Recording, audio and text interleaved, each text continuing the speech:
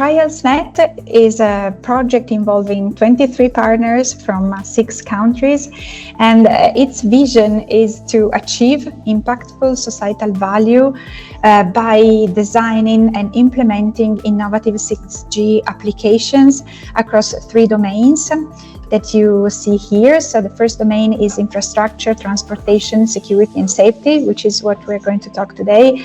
The second is e-health and emergency, and the third one is culture, tourism and entertainment. And the methodology that is used is based on full large-scale trials with real users across 13 different use cases. And this variety of domains and use cases, it was what really is the focus, I think, of the project, and what drives the necessity to identify, define, and validate specific KPIs and KVIs. So KVIs are also crucial for our project. FIDAL, as its name implies, aims to support beyond 5G experimentation activities, field trials and environments for rapid prototyping and large-scale validation of advanced forward-looking applications, and has the 3 key objectives that you can see here, consisting of the advanced future-proof Evolve 5G test mines, test infrastructure, the open and accessible infrastructure to support third-party vertical experiments, and the development of test environments for rapid prototyping and large-scale validation of advanced forward-looking applications.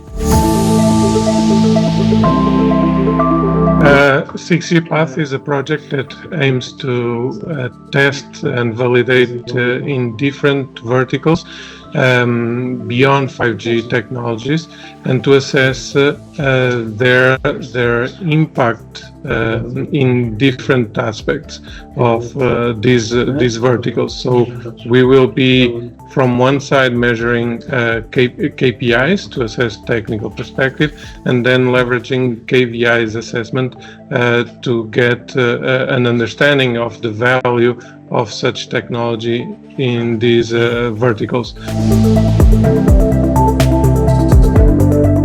We focus on value delivered to a wide range of stakeholders in terms of economic growth, in social well-being and environment sustainability, basically, and as well as we are evaluating the end-user service quality that 6G provides to the end users as well. And we have identified key value indicators as value metrics, and we focus on impact and value creation by considering key value indicators into the project. In the 6G Path project, we have broadly categorized these KVIs into 3 categories as economic KVIs, social KVIs, and environmental KVIs, as well as we have identified service quality KVIs as well. The first economic KVI is key value based cost efficiency. So we wish to measure it using reduced operational costs in this process, and it refers how the improved 6G solutions contribute to reduce the overall cost associated with emergency responses. We used this as a KVI because it reduces the long-term operational and infrastructure costs, and it is essential for budget-constrained public safety organizations, and also supports in scalability. Under the public safety and security, we have identified 2 key value indicators. So improved emergency response time is one here, and how it can contribute to save lives and reduce the impact of incidents. We selected this as a KVI because response time is directly linked to saving a life, and it is a core public safety objective, and there's a strong relevance to the society. We will focus on the use case 2 on digital twin for first responders. This use case is aimed at showcasing how 5G technology can enhance the detection and management of forest fires. This module aims at analyzing the footage and towards detecting ignition points and predict also the fire spread, providing critical information to first responders and on a very accurate and timely scale. In the context of the aforementioned use case, we're going to deploy, let's say, and consider a set of key value indicators.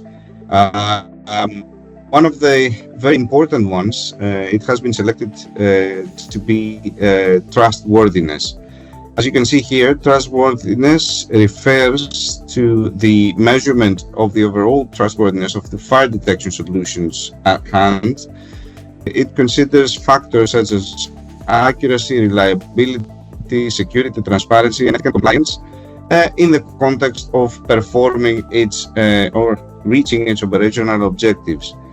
The rationale behind using this KVI is based on the fact that we need a tool or let's say an approach in order to assess what the first responders think of the use of such tools.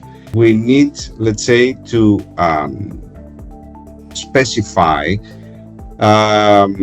through this KVI to whom these, let's say, measurements are referred to. These assessments, these are the stakeholders being considered in this context to refer to emergency first responders, government agency, technology providers, and also indirectly the general public. So KVIs being a forward-looking tool, shall we say, do allow for the development, for the co-creation or co-development of specific solutions with the engagement of stakeholders. In this respect, KVIs, not only this particular one, but more or less a wider group of KVIs, can be used in order, through a structured mechanism, to engage stakeholders in the design of solutions. We get to use case 5, which is called the control room in metaverse. So the objective, very briefly, that we had with this use case was to contribute to enhance operational efficiency of security forces. And the security forces that we involved were police, emergency services, ambulances, firefighters, and civil protection. We simulated an accident, a car accident during a public event, so that we could involve all the security forces. And then we tried to observe how security forces could coordinate the responses by using the collaborative control room, both, let's say, at the headquarters and on the field. And you see here the list of key values that we decided to measure with the stakeholders, and the one in orange is the one that we considered as more important, and is acceptance. And the choice was made for 2 reasons mostly. I think the first reason is that emergency security forces operate under very high levels of stress, and so they need to have, if we propose a new technology, it needs to be intuitive, it needs to be easy to use, it needs to be considered useful, because otherwise it becomes an obstacle rather than a support tool. So the definition that we arrived at is the one that you see here: perceived acceptability, ease of use, usefulness, and comfort of the experience. And this definition was based on previous projects with a similar key values, and on a literature review.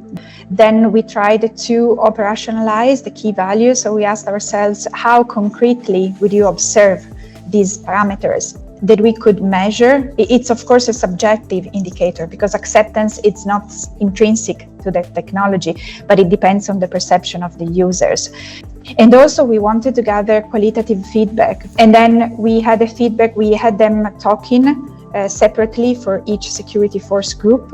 And then we engaged them in a collective discussion so that we could also have some very concrete suggestions on how to improve the control room.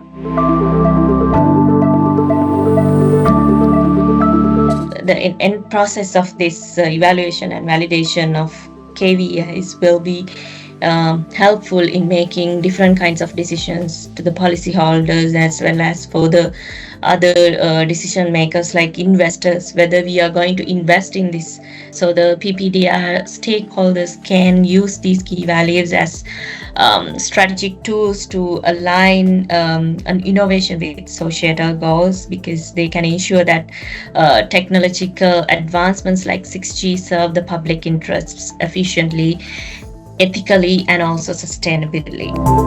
Stakeholders, I think first stakeholders are the emergency security forces, because as we were saying, if you involve them from the beginning, then they have all to gain from applying KVIs. The second, I think, at least for the Italian system, policymakers and municipal authorities, because then they are the ones who work with the security forces in deciding the protocols and in deciding how to apply it in which contexts. And I think the third stakeholders are technology developers, because I think it must be very frustrating to spend a lot of work in creating very interesting products that then no one wants to use.